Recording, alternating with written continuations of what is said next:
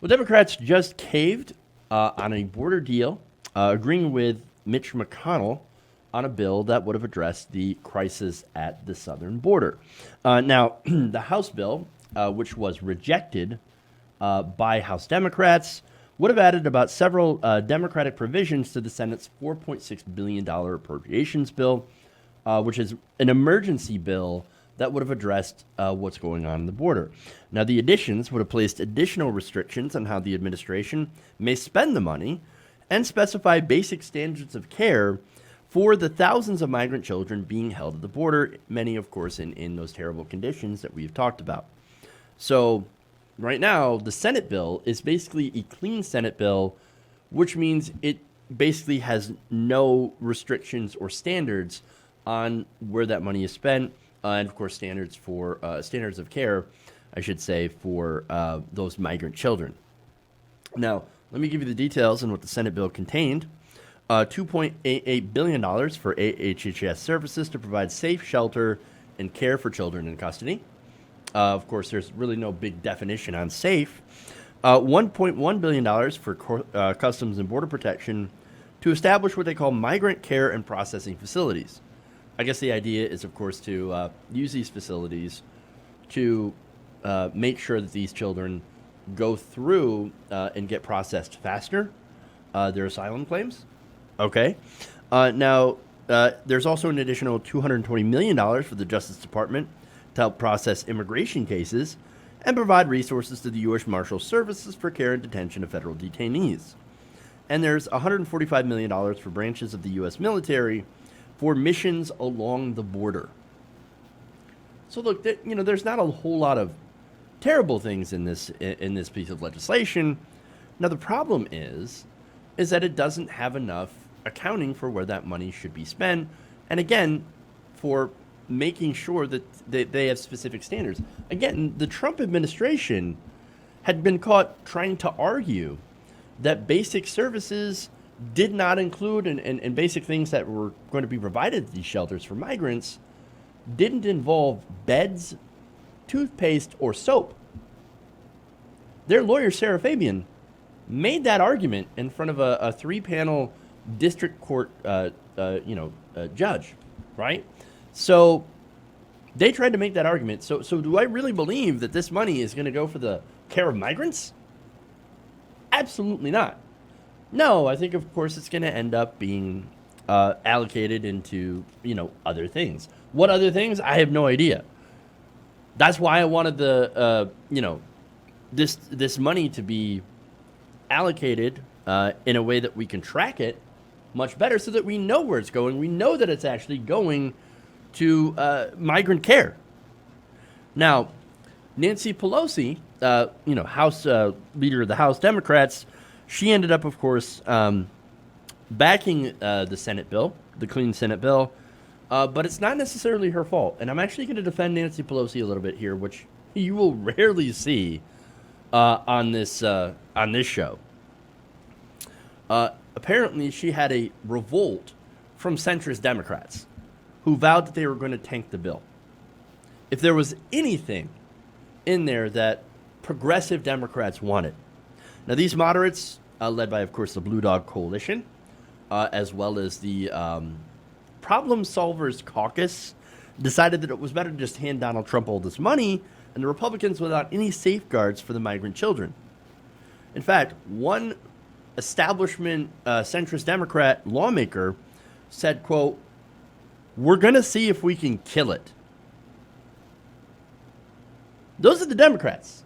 We're going to kill the House bill so that we have to do the Senate bill. Now, again, I'm not going to blame Nancy Pelosi. Apparently, she did try to argue for some of these protections and had some back and forth discussions with Vice President Mike Pence. Now, apparently, Pence was willing to allow them to have some of these concessions.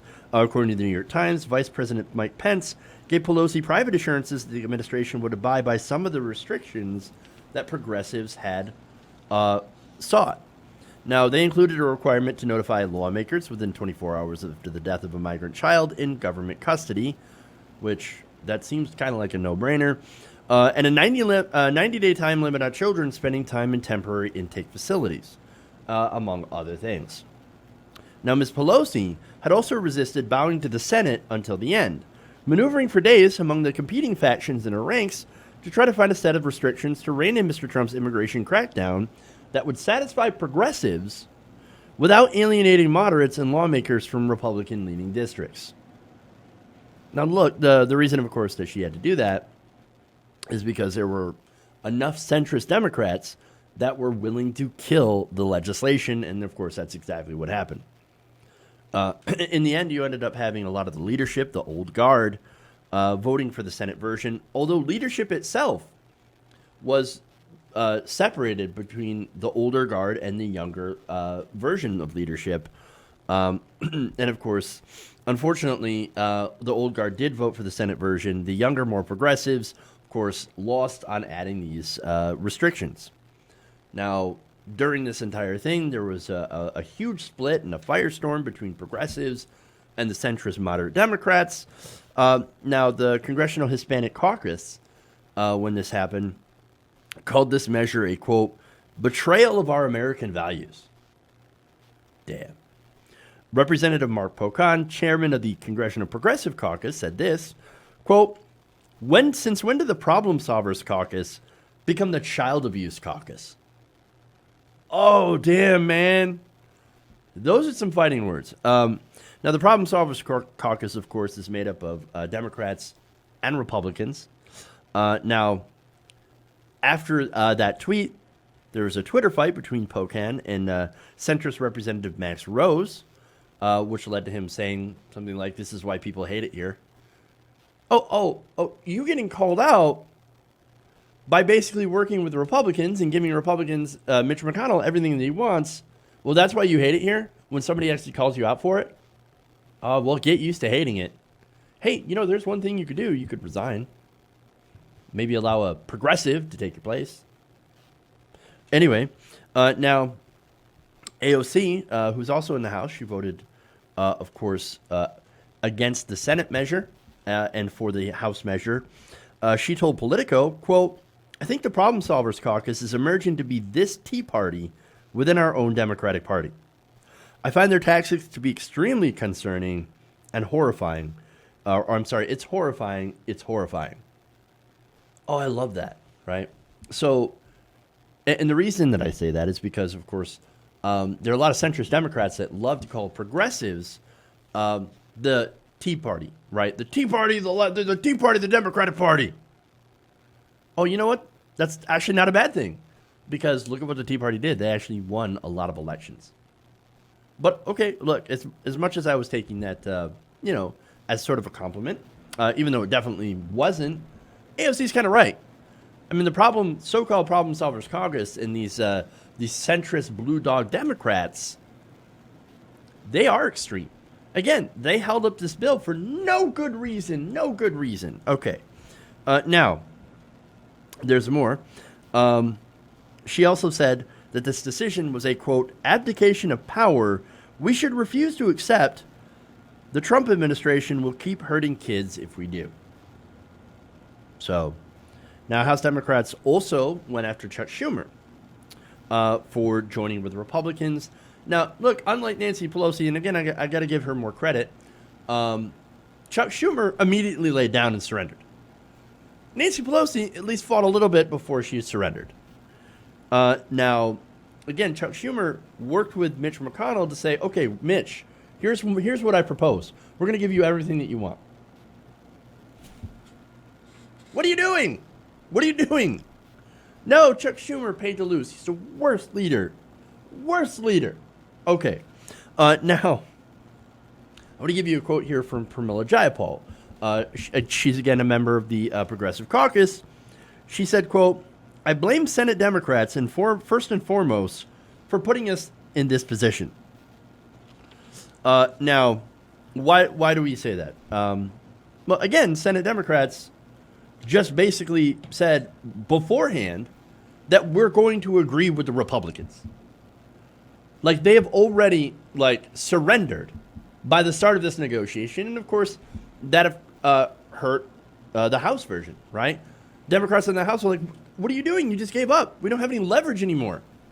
Well, congratulations, Chuck Schumer. You were, again, terrible. Terrible. Now, Rashida Tlaib, progressive from Michigan, said this, quote, let's focus on the fact that Senate Democrats joined the leadership behind McConnell in support of something that she said that had no safeguards, no basic human rights for these children. What are you doing? You're just throwing money and saying, continue what you're doing, President Trump. You're doing a fine job. Basically, that's exactly what they've done. And of course, Mitch McConnell, when there was still possibly hope that the House was going to pass their own version, Mitch McConnell said, oh, no, we're not playing this game. No, I've already won. See, the Democrats in the Senate, the weak Democrats in the Senate, already gave up. They already rolled over to me, so you have 0 leverage. So good luck with that. We're going to win this fight. Even Nancy Pelosi was angry with Chuck Schumer. I know it takes a lot for that to happen, where apparently she's like, look, you gave away our leverage. What are you doing? Chuck, you're literally the worst. Again, she did actually try to fight for some of these protections, and you give her credit for that. But again, the problem was the rest of the centrist Democrats and Chuck Schumer.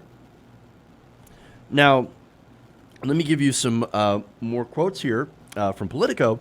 Moderate Democrats have privately told House Democratic leaders that they were wary, and this shows why the centrist Democrats were so against this, that they were wary of supporting a bill that provided less money to ICE that could later be used against them in their re-election campaigns to portray them as weak on immigration.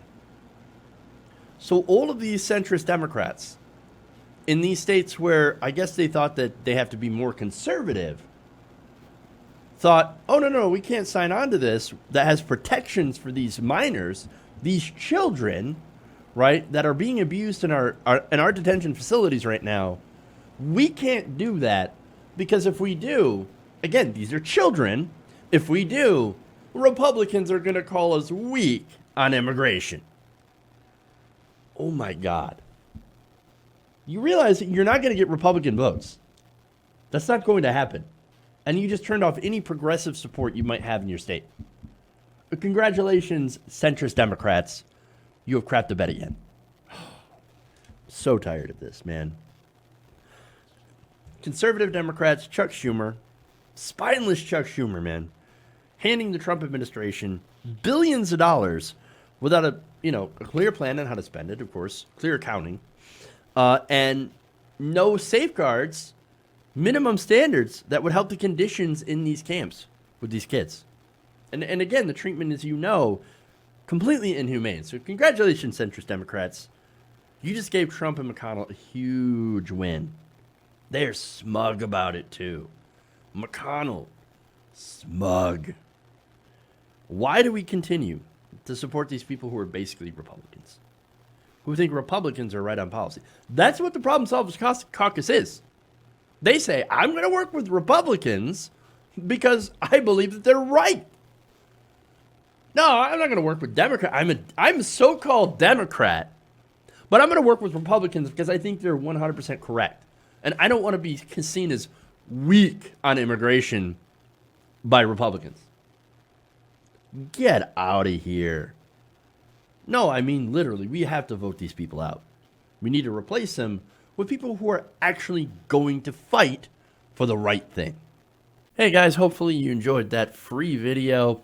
Now I'm going to have to ask you a favor. Between the demonetization and the YouTube algorithm messing around with view counts, etc., we're having a hard time adjusting to the new YouTube reality, which is where you guys come in. See, we have a patreon.com/TYTNation set up to help us rely on you guys, the viewers, instead of big corporate ads. Look, you know the show. You know I'm not in favor of big corporations anyway.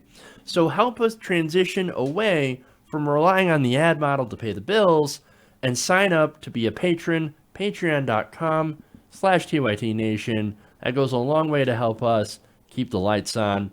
And you guys will know that you're supporting independent progressive media.